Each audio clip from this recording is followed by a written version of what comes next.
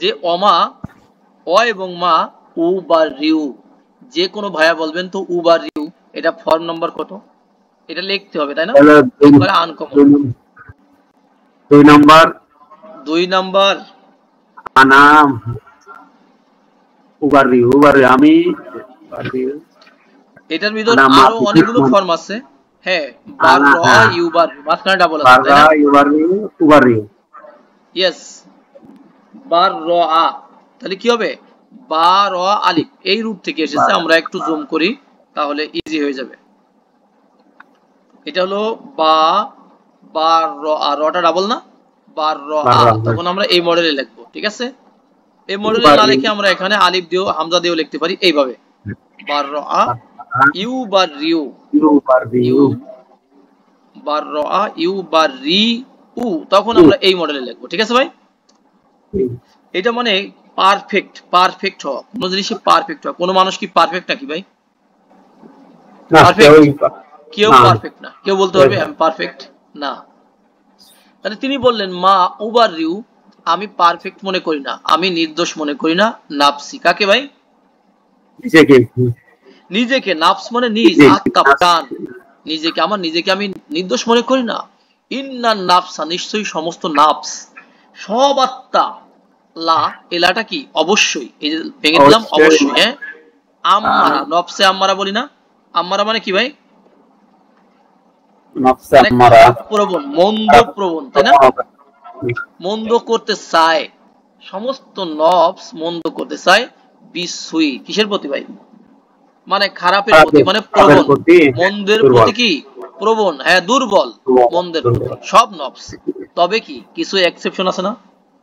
ইল্লা, exception particle, তবে, তাহলে, হ্যাঁ, তাহলে বলবো না, তবে বা এছাড়া, মা, এই যে মা, যাকে, এখানে যাকে অর্থে রহিমা রব্বি, তাহলে আমার রব যাকে রহম করেন সে ছাড়া, তাই না? সবাই কিন্তু পাপে ডুবে যাবে, তাই না ভাই? কিন্তু আমার রব যাকে রহম করেন সে ছাড়া। আল্লাহ যেন আমাদেরকে রহম করেন, ঠিক আছে ভাই? আমাদেরকে রহম করেন। 7 শ্রেণীর লোক আল্লাহর আরশের নিচে ছায়া পাবেন। তার মধ্যে এক শ্রেণী আছে যে এমন যুবক যাকে কোনো উচ্চ বংশীয় সুন্দরী নারী বা মহিলা তার নিজের দিকে ডাকে, আর সে কি বলে? ইন্নি আখাফুল্লাহ, তাই না? ইন্নি, নিশ্চয় আমি আখাফুল্লাহ, আল্লাহকে ভয় করি। তাহলে এই যুবক, এই যুবক কি করবে? আরশের নিচে ছায়া পাবে। সেদিন সেই ছায়া ছাড়া আর কোনো ছায়া থাকবে না। তাহলে রহিমা ইয়ারহামু মানে রহম করা, টু মার্সি, আর রব্বি, এখানে রব্বির স্ট্যাটাস কি বলেন? পেশ।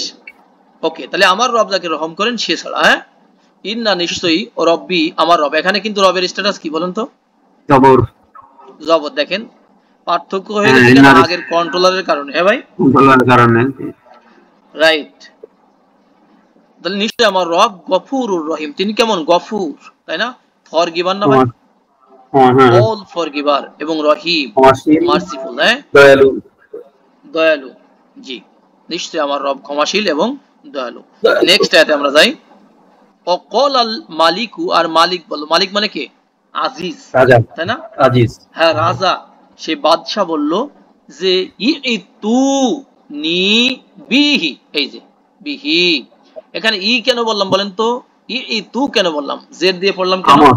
আমর, আমর, আতা ইয়া আতি ইতি, আর সেখান থেকে ইতু, আর মিলানোর সময় কাপ দিয়ে পড়বে, এই কাপের পেশ দিয়ে সাথে লেগে যাবে, তাই না? যেমন কো উতু, যেমন মালিকু উতুনি বিহি, তাহলে এটা মানে আসা, আর বি থাকলে কি? নিয়ে আসা, টু ব্রিং, নিয়ে আসো তাকে।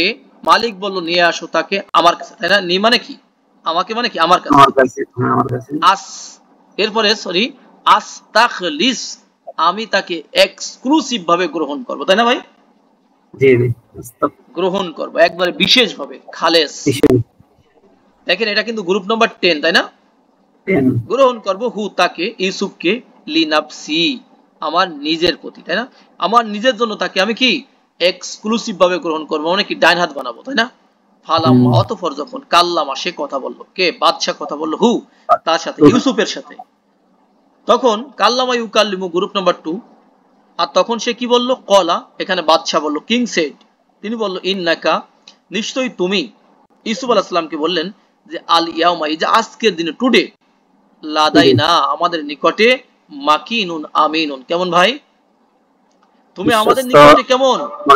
এই যে মর্যাদাবান, মর্যাদার স্তরে রয়েছো, মর্যাদার পজিশনে রয়েছো, তাই না?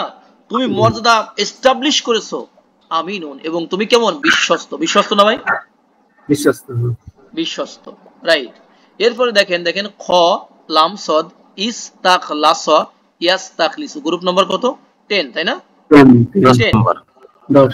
সেখান থেকে আস্তাখলিসু ছিল, কিন্তু এখানে রেজাল্ট বা ফলাফলের কারণে কি হয়েছে? লাস্ট লেটারে কি হয়েছে ভাই? সাকিন। হ্যাঁ, তিনি বললেন, তিনি মানে ইউসুফ আলাইহিস সালাম বললেন যে ইজ আলনি, একসাথে যখন মিলিয়ে পড়বো, কলাজ আলনি, বানাও কি? আমাকে, রাখো আমাকে, অথবা কি? বানাও আমাকে। তার মানে কি? আমাকে দায়িত্বশীল বানাও, তাই না? দায়িত্বশীল বানাও, আলা খজা ইনিল আরদি, আলা মানে উপরে বা কোনো একটা বিষয়ের প্রতি, আর খজাইন মানে কি ভাই?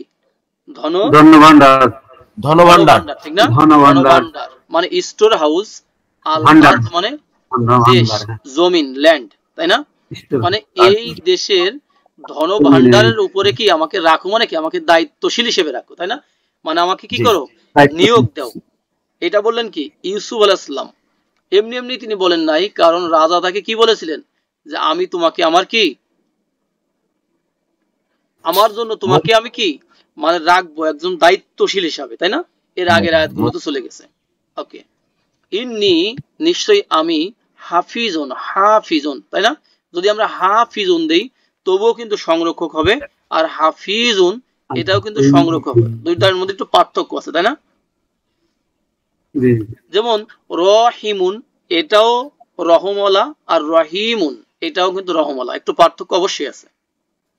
একটা আছে সাধারণ, আর একটা আছে অসাধারণ, এটা আমরা মনে রাখতে পারি, ঠিক না? আমি একজন অসাধারণ সংরক্ষক, ঠিক না? ওকে, আলিমুন, এবং কেমন? জ্ঞানী, বিজ্ঞ। হ্যাঁ, আমি সংরক্ষক এবং বিজ্ঞ, এটা বললেন ইউসুফ আলাইহিস সালাম। আমরা যদি ট্রান্সলেশনটা দেখি, আয়াত নম্বর কত শরীফ ভাই? এটা হলো 55। সে বলল, মানে ইউসুফ আলাইহিস সালাম বললেন, আমাকে দেশের ধনভাণ্ডারের দায়িত্ব দিন, আমি উত্তম রক্ষক ও যথেষ্ট জ্ঞানের অধিকারী।